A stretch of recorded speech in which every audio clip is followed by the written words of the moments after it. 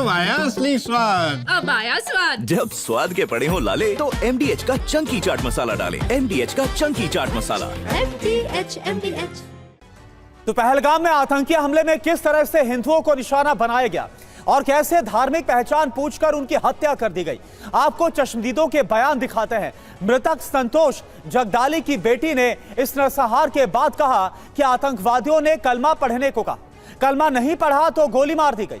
मृतक शुभम द्विवेदी की पत्नी का बयान क्या था? आतंकियों ने पहले नाम पूछा, कलावा देखा और फिर शुभम को गोली मार दी। इसी तरह से मृतक मंजूनाथ की पत्नी का बयान है कि आतंकवादियों ने उनसे कहा कि तुम्हें नहीं मारेंगे, जाओ मोदी को जाकर बता दो।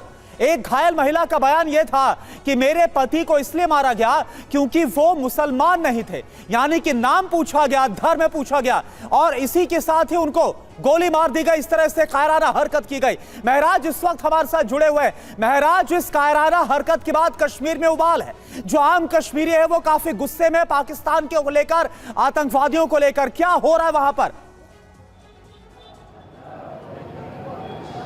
बिल्कुल, बता दें कोरोना, अभी हम लाल चौक में है। बता दें ये लाल चौक कभी अलगाववाद का गढ़ हुआ करता था और बंद भी अलगाववादियों की कॉल पर हुआ करता था, लेकिन पहली बार देखा जा रहा है और जितना मुझे याद है कि कश्मीर के इतिहास में पहली बार किसी मिलिटेंट हमले को लेकर जो है कश्मीर बंद देखा गया हो। आप देख सकते हैं कि एक के बाद एक संगठन यहाँ पे इस हमले की निंदा करने के लिए यहाँ पे पहुँच रहा है। बता दें आपको कि व्यापारी मंडलों के साथ साथ विभिन्न राजनीतिक दल भी यहाँ पे पहुँचे हैं और विशेषकर ये जो लोग हैं इस हमले की निंदा कर रहे हैं। वहीं पे कुछ कश्मीरियों के साथ हमने बात की, उनका साफ कहना था कि जो पे यहाँ जो ये घटना है वो किसी विशेष धर्म के व्यक्ति ने नहीं की होगी या मिलिटेंट ने नहीं की होगी, बल्कि वो एक शैतान ने की है। यानी इस्लाम धर्म में भी जो है एक अतिथि की इज्जत है और ये कहा जाता है कि एक इंसान को मारना पूरी इंसानियत का कत्ल है, ये उनका कहना था। और निसंदेह उनके अनुसार वो इंसान नहीं, वो शैतान है जिसने ये घिनौना काम किया है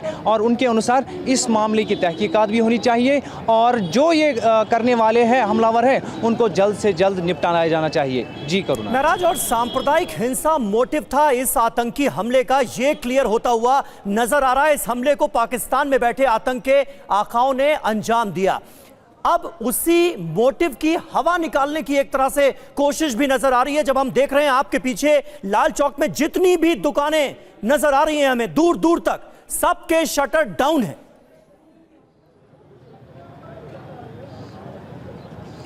बिल्कुल बिल्कुल समीर, मैंने पहले भी कहा कि ये इसी मिलिटेंट हमले पर जम्मू कश्मीर बंद रहना शायद इतिहास होगा। और क्योंकि इससे पहले जो था कहीं ना कहीं कहा जा सकता है या तो अलगाववादियों की कॉल पे जो है बंद देखा जाता था, या अगर हम कहें या ऐसी कोई घटना जो विशेषकर जो देश हित के खिलाफ होती थी उसको लेकर बंद किया होता था। लेकिन आज पहली बार जो है जो कुछ मॉडरेट अलगाववादी नेता जैसे मीरवाइज हैं उनकी कॉल भी बंद की थी। वहीं पे महबूबा मुफ्ती ने भी उसको ज्वाइन किया, प्राइवेट स्कूल एसोसिएशन ने भी उसको ज्वाइन किया, तो एक बड़ी बंद की कॉल बन गई। और वही ज़मीनी स्तर पर भी देखा जा रहा है कि दुकानें बंद हैं, लेकिन आम कश्मीरी का दिल चकनाचूर हुआ है और उसके जो एहसास है वो आहत हुए हैं। और उनके अनुसार ये किसी भी धर्म के, विशेष धर्म के जो व्यक्ति द्वारा नहीं किया गया अपराध है, बल्कि ये एक शैतान द्वारा किया गया अपराध। बिल्कुल, ये इंसानियत के खिलाफ एक बड़ा अपराध है। यही वजह है कि आज हर एक जो कश्मीरी है वो इसके खिलाफ उठ खड़ा हुआ। और देखिए कल जो पहलगाम में हमला हुआ, बैसारन वैली में जिस तरह से पर्यटकों पर गोली चलाई गई, 26 लोगों की पहले मौत की खबर आई, 15 लोग घायल। लेकिन अब जानकारी आ रही जो घायल है उनमें से 2 और लोगों की मौत हो गई है। तो आतंकियों ने जिन 28 लोगों की हत्या की उनमें कानपुर के शुभम भी थे। शुभम की पत्नी ने आतंकवादियों को लेकर बड़ा दावा किया है। शुभम की पत्नी ने परिवार को यह बताया कि आतंकियों ने पहले कलमा पढ़ने के लिए कहा, कलमा नहीं पढ़ा तो शुभम को गोली मार दी। आतंकियों ने शुभम की पत्नी सान्या से कहा अपनी सरकार को जाकर बताना कि आखिर हमने क्या किया। तो शुभम के परिजन यहाँ पे मौजूद हैं। आपको जब सबसे पहले पता चला तो क्या पता चला था उस समय? देखिए करीबन 3 बजे जब फ़ोन आया तो ये बताया गया कि शुभम वहाँ पर कोई आतंकी हमला हुआ है और गोलीबारी हो रही है और शायद शुभम को गोली लग गई है। उस समय तक पुष्टि नहीं थी। उसके बाद जब मैंने उनकी वाइफ को फ़ोन किया तो मुझे उन्होंने बताया कि शुभम को गोली मार दी है, ये बोल कर के बस वो रोने लगी। उसके बाद वो बात करने की स्थिति में थी नहीं। उसके करीबन 1-1.5 घंटे तक वहाँ पर क्योंकि भगदड़ थी तो कुछ भी सिचुएशन क्लियर नहीं हो रही थी। उसके बाद एक वीडियो वायरल होता है जिसमें हम देख पा रहे थे कि वो शुभम भैया हैं और उनका जो शरीर है वो ज़मीन पर पड़ा हुआ है और सर के तरफ काफ़ी चोट लगी हुई है और खून बह रखा है। ये वीडियो देख करके हमने उनकी पहचान करी। यही वीडियो देख करके वहाँ के लोगों जो वहाँ उनका परिवार है उसने भी पहचान करी। उसके बाद करीबन शाम तक हमको ये स्थिति क्लियर हो गई थी कि उनकी डेथ हो गई है।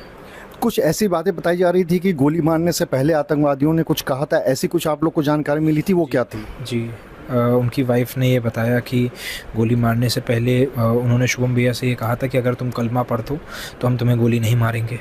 और जब शुभम भैया को गोली मार दी तो उसके बाद उनकी वाइफ से उन्होंने कहा कि हम तुमको इसलिए छोड़ रहे हैं ताकि तुम जा कर के अपनी सरकार को बताओ कि तुम्हारे साथ हमने क्या किया है। अभी तक जो वहाँ पे आपकी बात हुई है, क्योंकि पूरा परिवार शायद वहीं पर है और करीब 11 लोग गए हुए हैं, तो वो पूरा परिवार वहाँ पे गया हुआ है, तो उनसे आपकी बात हुई है, तो अभी तक क्या पता चला है कब तक शुभम की बॉडी वापस आएगी या वहाँ के अधिकारी क्या कह रहे हैं? देखिए वहाँ के जो अधिकारी कह रहे हैं वो बता रहे हैं कि 2 दिन का समय लग सकता है बॉडी वापस आने में। और इसीलिए मेरी सरकार से आप लोगों के थ्रू गुजारिश है कि सरकार इस मसले को जल्द से जल्द निपटाए और हमारे भाई का जो शव है वो कानपुर जल्द से जल्द पहुंचाइए। समय फॉर्मेलिटी करने का नहीं है, वहाँ पर नरसंहार हुआ है। एक लोगों का नाम, किसी का नाम पूछ करके, किसी को देख करके कि वो हिंदू है तो इसलिए गोली चला दी, इस तरीके की चीज़ें वहाँ पर हुई हैं। ये आम घटना नहीं है और मेरे भाई का शव जल्द से जल्द यहाँ पर आ जाए बस। अब आया असली स्वाद। अब आया स्वाद। जब स्वाद के पड़े हो लाले तो MDH का चंकी चाट मसाला डालें। MDH का चंकी चाट मसाला। MDH